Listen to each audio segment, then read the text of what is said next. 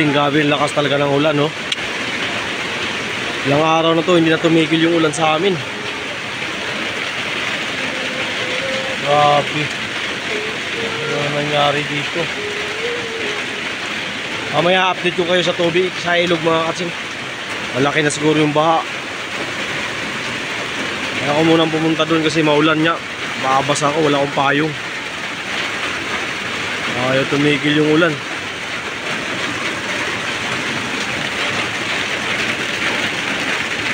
Ay, malaki na nga yung baha mga kasing, oh.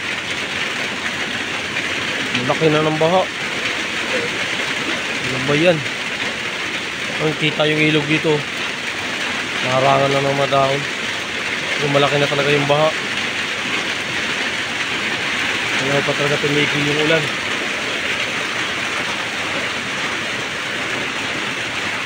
Ay, naku.